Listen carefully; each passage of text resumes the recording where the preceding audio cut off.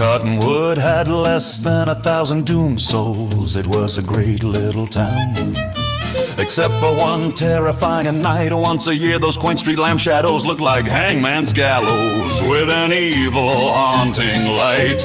The church bells tolled and clanged in a grinding tone. It sounded like pitchforks scraping on bone.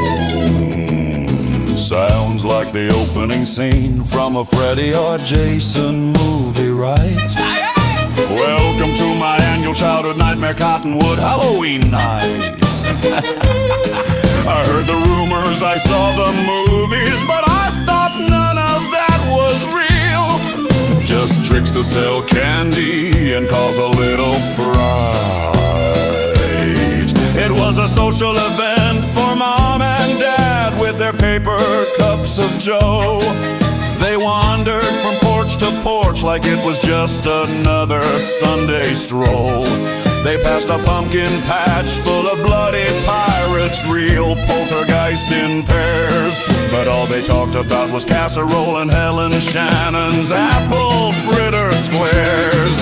While a big bloody werewolf just stood right there. How couldn't they see him? It was like they didn't even care. No one bat an eye except me in my Casper robe, and I was scared. Oh, Halloween in Cottonwood, the dead and dying on parade. Parents chatting about the weather while the monsters promenade. Kids were the prey, so of course candy was the base. I was the only innocent one. My Casper mask was all that kept me safe.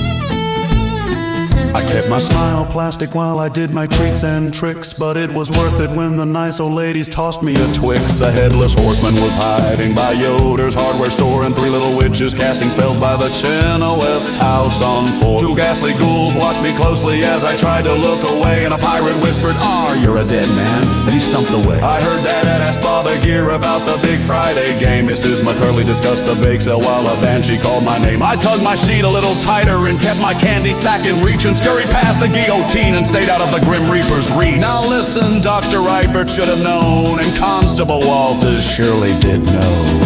This mass of tortured souls was real, but they all stepped around the minions like it was no big deal.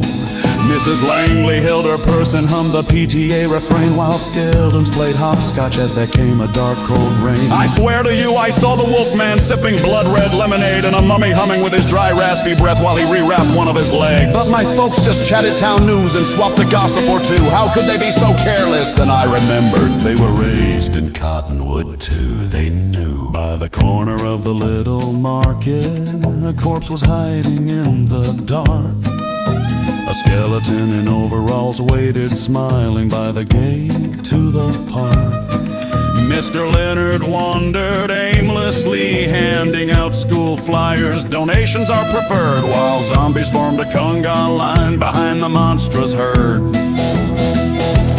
I clutched my paper candy bag like a life preserver tight, dodged a bat swoop dive and a vampire.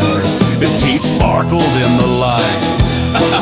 Every year the danger prowled, every year I played it cool. A friendly ghost, I kept my secret, the best disguise in Cottonwood school. Oh, Halloween in Cottonwood, the dead and dying on parade. Parents chatting about the weather while the monsters promenade. Kids were the prey, so of course candy was the base. I was the only innocent one, my Casper mask was all that kept me safe.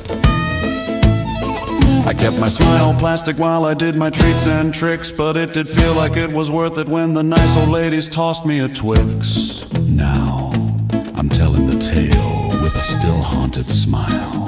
I hide my emotional scars, how I escaped the headless horde with just a bag of chocolate bars. And guess what? This year my wife and I are strolling porch to porch with our paper cups of joe. Our kids are in spooky costumes. Why the heck do they look so scared? If you come to Cottonwood on All Hallows Eve, let us be your hosts. And don't worry about the scared little Casper, the friendly ghost.